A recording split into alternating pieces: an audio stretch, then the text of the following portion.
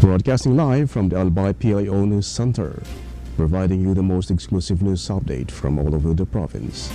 This is News at 12. In the local scene, the Albay Provincial Agricultural Office has organized a learning site for agriculture program in collaboration with farm school owners to help boost the agricultural sector in Albay.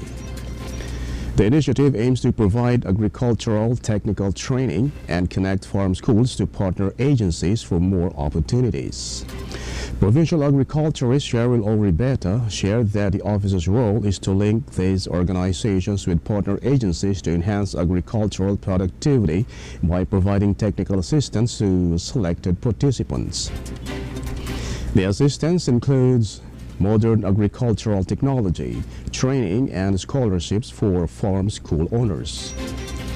Partner agencies include the Agricultural Training Institute, Regional Training Center 5, the Technical Education and Skills Development Training or Authority 5, and other learning sites for agriculture organizations.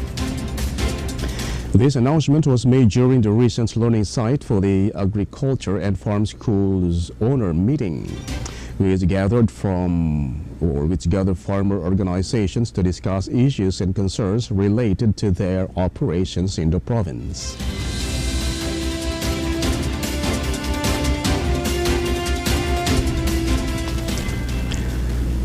In other story, the Inang Magayon Maritime Procession, part of the Inang Magayon Marian Festival, IMMF, will shift its route to include more towns for greater religious inclusivity, changing from the previous Huruan to Sawangan route.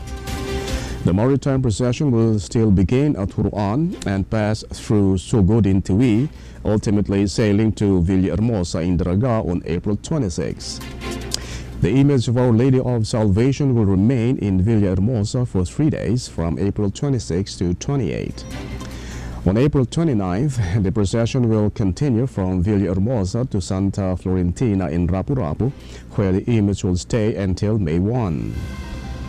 Reverend Father Joseph Salando of the Diocesan Shrine and Parish of Our Lady of Salvation explained that the route change facilitates Visita Salvacion's conduct. On May 1, Our Lady of Salvation's image will set sail again, this time from Santa Florentina to Sawangan in Legazpi City. A Eucharistic Mass will be heard, followed by the Marian procession. The IMMF which began last year as part of the Magayon Festival, celebrates both the devotion and beauty of the Blessed Mother and the legend of the Ragang Magayon.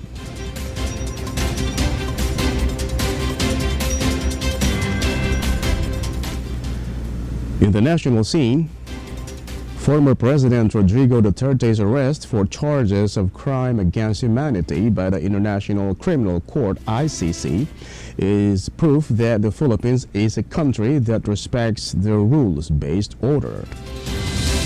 According to Representative Geraldine Roman of Bataan 1st District, no one in the Philippines is above the law. Duterte was taken into custody by Philippine officials acting as members of the Interpol or International Police or Interpol on Tuesday morning, as he arrived at Ninoy Aquino International Airport from Hong Kong following through on the ICC's arrest warrant.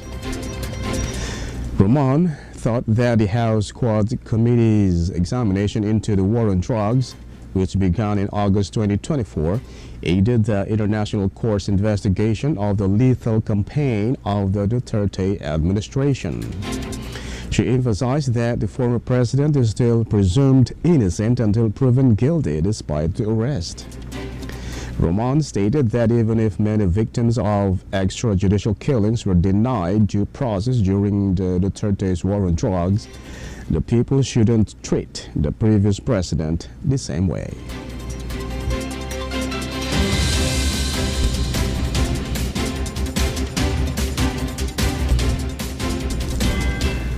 In other story, Robert A. Barbers The House Quad Committee Chair has proposed a centralized visa issuance to address the entry of unauthorized foreigners in the country. Barbers claims that this action is one of the recommendations made by the Quadcom in their report. Visas are issued overseas by the Department of Foreign Affairs through Philippine diplomatic and consular foreign service posts. Barbers went on to say that the Quadcom also recommends eliminating the visa upon arrival, which is a unique visa that tourists can obtain without having to apply for it when they arrive in the Philippines. He continued that the visa upon arrival scheme was being misused despite its good intentions. According to a previous statement from the Bureau of Immigration, a Korean fugitive who had escaped with the assistance of an immigrant employee was apprehended again.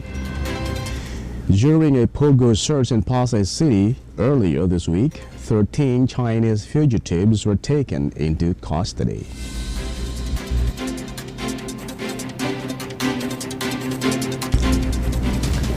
In other news, Senate Minority Leader Coco Pimentel has outlined rules for the impeachment trial process against Vice President Sara Duterte. Pimentel stated he would send a copy of the rules he had written to Senate Majority Leader Francis Tolentino and Senate President Francis Jesus Cordero, even though there wasn't an official subcommittee for rulemaking. He stated that the subcommittee rules may be drafted by either Escudero or Tolentino. Since the majority leader is also debating whether to reformat the rules, there is no set date for when he intends to submit the copy. It can be recalled that Tolentino instructed Pimentel to begin writing the impeachment rules if he wanted VP Sara's trial to start immediately. Escudero restated that the schedule, the rules of impeachment, and other items they are preparing are still recommendations that still require approval from the impeachment court or the plenary.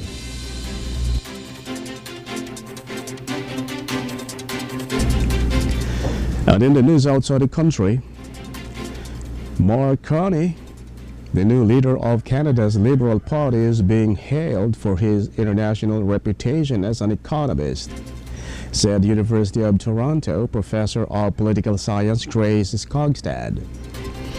Professor Skogstad highlighted Carney's track record as the former governor of both the Bank of Canada and the Bank of England. She added that his leadership victory, with a resounding 86% of the vote, has revitalized a once deflated party and signifies a united front going ahead. The professor said Carney's main focus will be on economic policy, addressing Canadians' worries about rising living expenses and possible U.S. tariffs under President Trump. She believes that Carney's international reputation and composed manner are advantages in handling these difficult situations, even if he has never held public office. Skogstad thought that Carney's Albertan heritage may help overcome regional differences and promote national unity as Canadians seek strong and unifying leadership.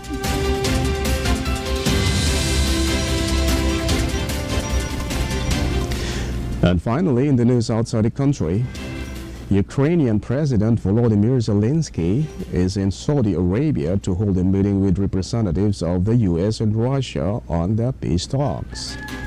Before the meeting, Zelensky met with Crown Prince Mohammed bin Salman and Prince Saud bin Mishal bin Abdulaziz, the Deputy Governor of Makkah region.